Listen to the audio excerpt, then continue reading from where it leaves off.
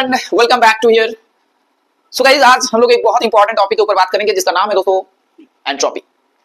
आप लोग thermodynamics chapter पढ़े हो और अगर किसी ने नहीं पढ़े हो तो बता दे रहे आप लोगों को, बहुत सारे ऐसे टर्म है जैसे इंटरनल एनर्जी, जैसे दोस्तों enthalpy, gives free energy, entropy, ये सारे के सारे टर्म बिल्डिंग ब्लॉक है, इस चैप्टर का जान है, राइट। तो इन लोगों को बहुत अच्छे से समझना होगा, कॉन्सेप्ट क्लियर करना होगा। और जितने भी सवाल आते हैं दोस्तों, या तो आपसे डेल्टा एच का वैल्यू पूछेंगे, या तो डेल्टा एस इसके रिलेटेड आएंगे, या तो डेल्टा जी के रिलेटेड कॉन्सेप्ट आएंगे। तो इसीलिए क्या होता है कि ये जितने भी टर्म्स है यहां पर, वो उसके ऊपर बहुत ही अच्छे से पकड़ आपको बनाना पड़ेगा। और ऐसे ही अगर आप आज की वीडियो की चर्चा करें हम लोग, तो उसमें हम लोग एंट्रोपी के ऊपर चर्चा करने वाले। तो कुछ बात आप लोगों से अभी हम लोग आप लोगों से साझा करेंगे कि एंट्रोपी एक्चुअल में सर होता क्या है और क्यों इसका मतलब नीड क्यों पड़ा। अगर पूछा जाए आपसे कि कोई भी रिएक्शन होगा या नहीं होगा, ये जो प्रेडिक्शन होता है दोस्तों, इसमें हम लोग क्या करते हैं कि स्पॉन्टेनिटी वाला जो टर्म वो यूज करते हैं। तो देखें हम लोग कि डेल्टा एच के ऊपर एक लॉजिक देने की कोशिश करते हैं हम लोग कि हाँ, किसी भी रिएक्शन में डेल्टा एच अगर नेगेटिव होता है, मतलब उसमें अपने आप जो है हीट इवॉल्व होना स्टार्ट हो जाता है, वो कहीं ना कहीं एक स्पॉन्टेनिटी की तरफ जाता है। लेकिन इसमें भी बहुत सारे चीज हम लोग देखिए एक्सेप्शन की, ऐसा भी बहुत सारे रिएक्शन है जहां पर डेल्टा एच जो है वो आपका क्या होता है, पॉजिटिव होता है, फिर भी वो स्पॉन्टेनियस होते हैं। मतलब जो स्पॉन्टेनियस का दोस्तों क्राइटेरिया होता है वो अकेला डेल्टा एच के ऊपर निर्भर नहीं करता, और भी टर्म्स वहां पर रिक्वायरमेंट होता है, नीड होते हैं। ऐसा ही दोस्तों कुछ रिएक्शंस को ऑब्जर्व करने के बाद ये पता चला कि जो स्पॉन्टेनियस रिएक्शंस हो रहा है उसमें एक चीज हो रहा है कि उसमें रैंडमनेस बढ़ रहा है, उसमें जो है जो क्याओसनेस है वो बढ़ रहा है, राइट। तो ये जो रैंडमनेस बढ़ रहा है किसी भी सिस्टम का, वो उसका एक स्पॉन्टेनिटी होने का आइडेंटिटी है, क्राइटेरिया है। लेकिन फिर भी अगर हम लोग देखें कि ये अल्टीमेट नहीं है, इसमें भी बहुत सारे एक्सेप्शन आपको मिलेंगे जो कि जहां पर क्याओसनेस बढ़ रहा है, क्याओसनेस घट रहा है, बट फिर भी वो स्पॉन्टेनियस हो रहा है। आपको एग्जांपल से समझाते हैं। जैसे देखो, एक अभी मार्कर यूज करते हैं। क्या बताएं दोस्तों आप लोगों को कि सर बहुत सारे ऐसे रिएक्शंस होते हैं जो कि जहां पर डेल्टा एच जो है वो आपका क्या होता है, नेगेटिव होता है, तो ये स्पॉन्टेनियस होने होता है ये नो। बट ऐसा नहीं कि डेल्टा एच पॉजिटिव होगा तो स्पॉन्टेनियस वो सिस्टम नहीं होगा। ऐसा भी तो होता है ना कि कुछ सॉल्ट को डाला गया तो स्पॉन्टेनियसली वहां पर डिसॉल्व हो जाते हैं कि नहीं, बताओ। जैसे ये पानी है दोस्तों, और इसमें आप क्या डाले थे, तो बहुत ही बेसिक से आप लोगों से बात कर रहे हैं, कोई जटिल भाषा यूज नहीं कर रहे यहां पर, बहुत ही नॉर्मल तरीके से समझाया जा रहा है। तो सोडियम क्लोराइड एक सॉल्ट है, उसको क्या किया, पानी में डिसॉल्व किया, तो ये एंडोथर्मिक प्रोसेस है जहां पर डेल्टा एच का जो वैल्यू होगा वो दोस्तों पॉजिटिव होगा। यहां तक समझ में आया? यानी कि डेल्टा एच हमेशा नेगेटिव ही होगा, ये कहीं पर लिखा नहीं है।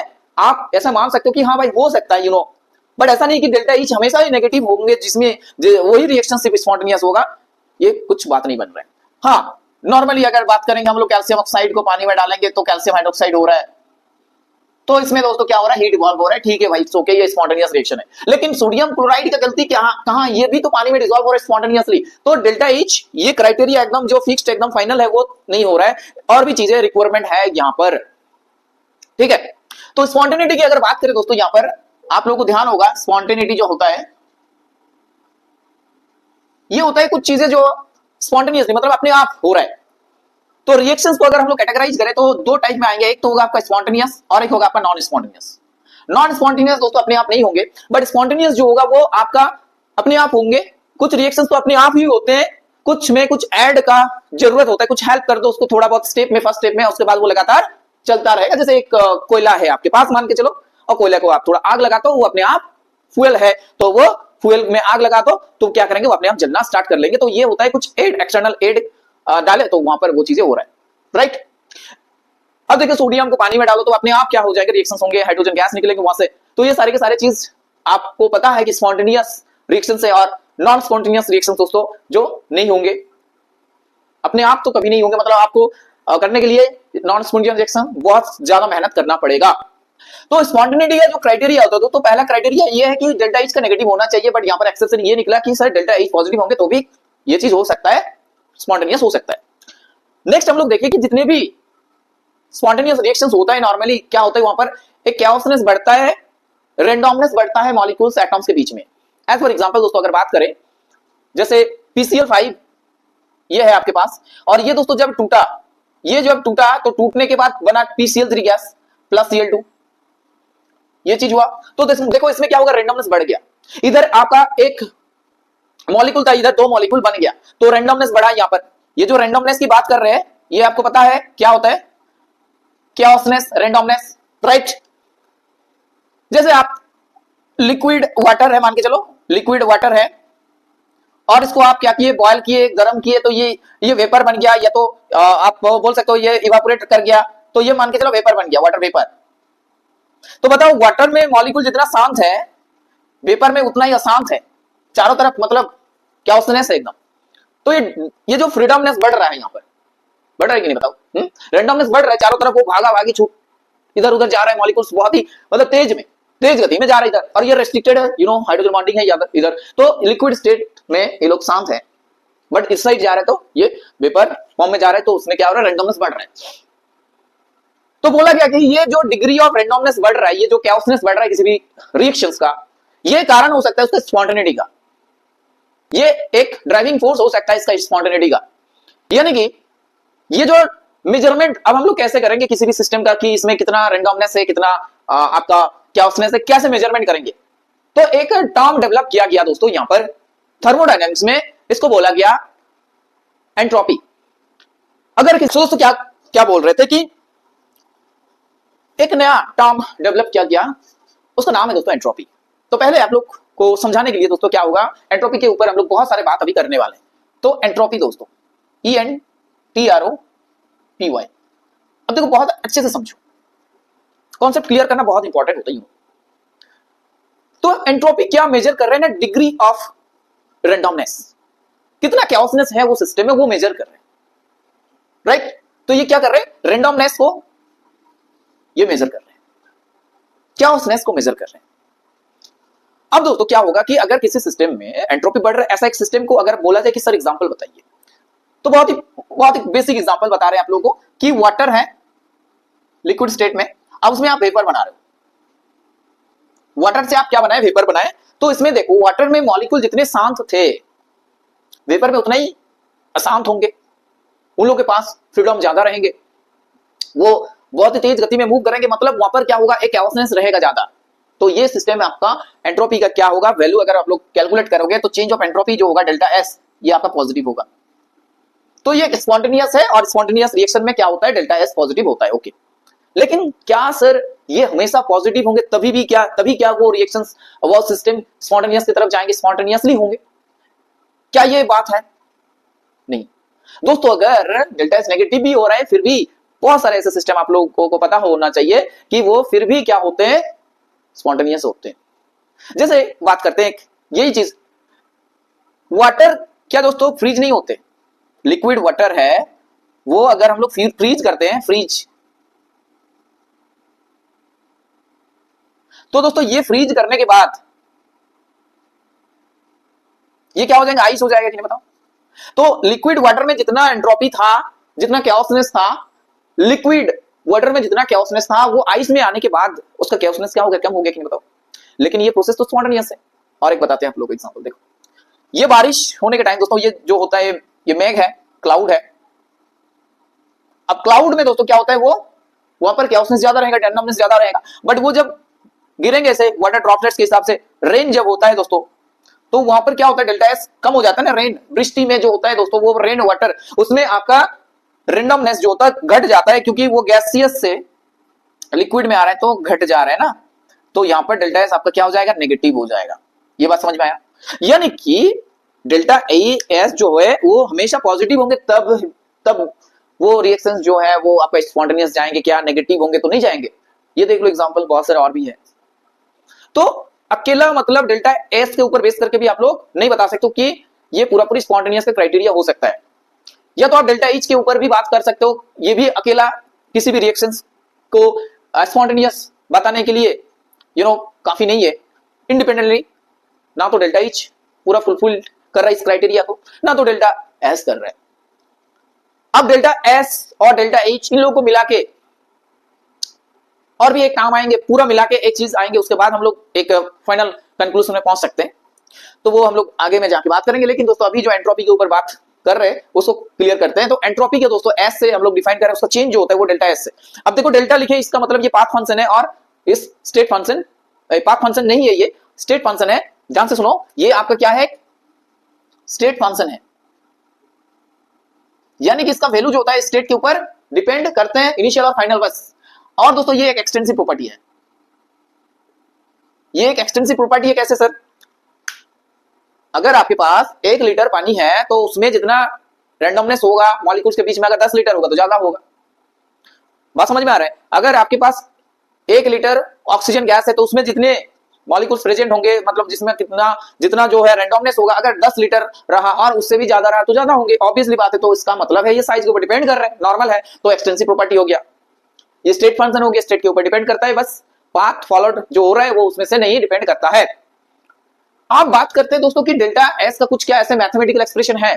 जी हाँ दोस्तों, यहां पर भी एक मैथमेटिकल एक्सप्रेशन हम लोग यहां पर बना सकते हैं, इक्वेशन बना सकते हैं। देखो, तो आपके पास एक सिस्टम है मान के चलो, और उस सिस्टम में क्या कर रहे हो आप, रिवर्सिबल वे में, रिवर्सिबल वे हम लोग बात कर लिए थे, तो एक सिस्टम है आपके पास, और उस सिस्टम में दोस्तों क्या किया जा रहा है ना, रिवर्सिबल वे में, रिवर्सिबल प्रोसेस के द्वारा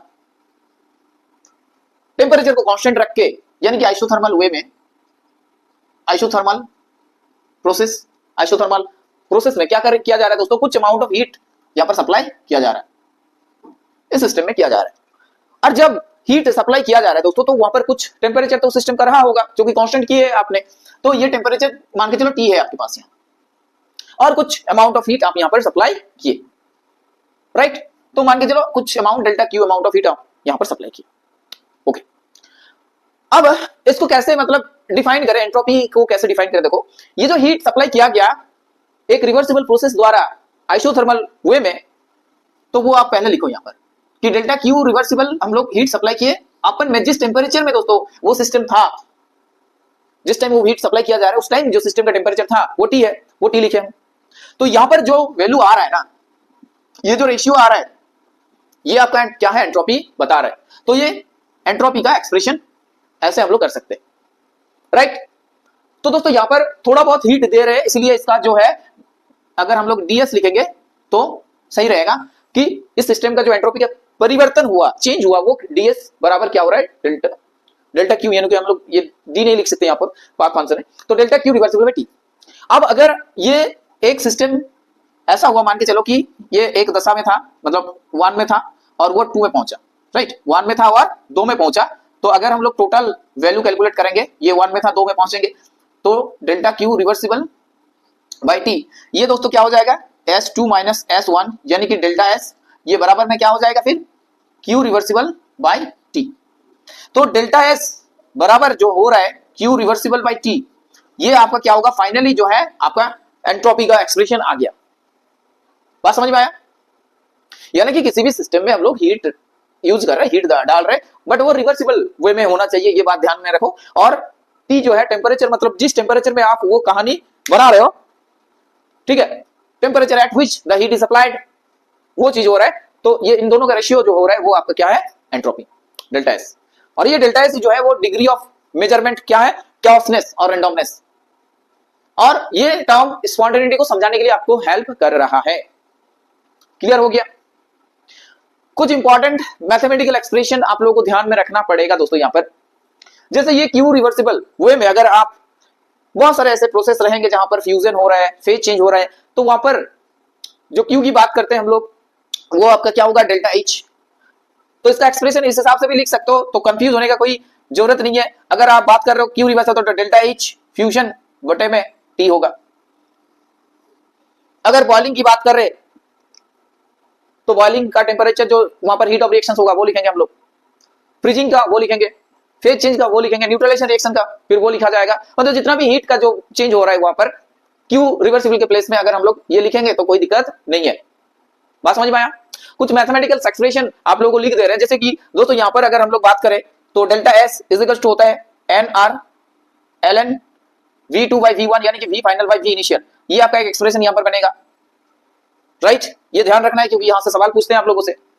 और ये अगर हम लोग बात करें delta S N R L N P1 by P2 भी कर सकते हो आप लोग, क्योंकि जो गैस सिस्टम लेके काम कर रहे हैं वो अगर रिवर्सिबल यानी कि ये गैस सिस्टम के लिए है, आइडियल गैस है, तो वहां पर बॉयल्स लॉ फॉलो करेंगे क्योंकि रिवर्सिबल प्रोसेस में कर रहे हैं हम लोग। और दोस्तों टेम्परेचर क्या है, कांस्टेंट है, तो बॉयल्स लॉ फॉलो करेंगे। P1 V1 is equals to P2 V2 वहां पर लगेगा।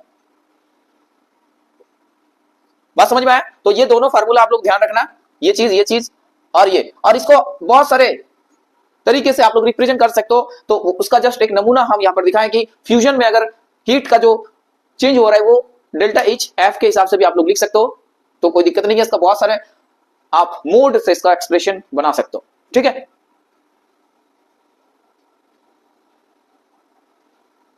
थोड़ा और इलाबोरेटली आप लोगों को कुछ चीजें समझा रहे हैं, तो समझ में आया? जैसे कि यहां पर दोस्तों अगर इवापोरेशन की बात करें तो डेल्टा एस, फिर वेपोराइजेशन होगा तो delta H evaporation by T. अगर और भी चेंजेस कर रहे हो आप लोग, मेल्टिंग कर रहे हो, तो उस टाइम जो हीट का चेंज होगा वो ऊपर लिखना है, नीचे लिखना है, ऐसे करके डिफरेंट डिफरेंट एक्सप्रेशन बनेगा। जब सिस्टम और सराउंडिंग्स को तो पता है आप लोगों को, तो ये सिस्टम है, बहुत अच्छे समझो इस कॉन्सेप्ट को, और ये सराउंडिंग्स है, आसपास में जो है सराउंडिंग्स। ये होता है कि नहीं बताओ कि entropy of system plus entropy of surroundings, मतलब change of entropy of system, change of entropy of surroundings, ये बराबर होता है कि नहीं बताओ डेल्टा एस यूनिवर्स। ये होता है, ये आप लोगों को ध्यान है।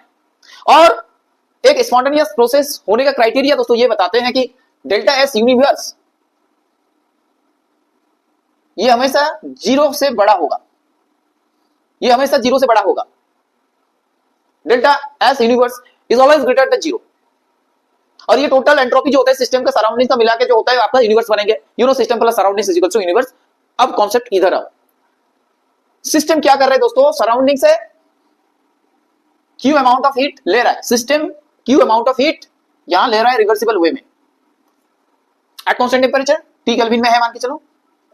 और इस कंडीशन में क्या कर रहे हैं, सराउंडिंग से सिस्टम में क्यू अमाउंट ऑफ हीट जा रहा है। अब सिस्टम से हीट जा रहा है, आई मीन सिस्टम की तरफ हीट जा रहा है सराउंडिंग से। तो अगर हम लोग चेंज ऑफ एंट्रोपी कैलकुलेट करें सराउंडिंग्स का तो क्या आएगा बताओ। देखो भाई, सराउंडिंग्स का हम लोग कैलकुलेट कर रहे हैं, तो सराउंडिंग से हीट जा रहा है, किसके पास जा रहा है, सिस्टम के पास जा रहा है। तो सिस्टम क्यू जो होगा पॉजिटिव होगा, लेकिन सराउंडिंग से हीट जा रहा है, इसी वजह से सराउंडिंग्स के रेस्पेक्ट में क्यू क्या होगा बताओ, नेगेटिव होगा। तो इसीलिए दोस्तों यहां पर माइनस, क्योंकि हम लोग डेल्टा सराउंडिंग्स का कैलकुलेट कर रहे हैं, सराउंडिंग्स का हीट कंटेंट घट रहा है, इसीलिए नेगेटिव देंगे यहां पर। तो negative Q reversible by temperature. इस कॉन्सेप्ट को अच्छे से पकड़ लो दोस्तों, बहुत अच्छे से, कि सराउंडिंग से सिस्टम की तरफ जा रहा है हीट, इसलिए माइनस दिए यहां। अब सिस्टम से दोस्तों सराउंडिंग्स में हम लोग Q amount of heat reversible way में सराउंडिंग्स को भेजा गया। तो अगर हीट कंटेंट देखा जाएगा तो सिस्टम के पास से घटा है और सराउंडिंग्स में जाके वो हीट जो है वो ऐड हुआ है। अब अगर हम लोग डेल्टा एस सराउंडिंग्स कैलकुलेट करेंगे, वो आपका क्या आएंगे प्लस, क्योंकि हीट आया है कहां से, सिस्टम से। Q reversible by T. ये बात को समझ में आया आप लोगों को?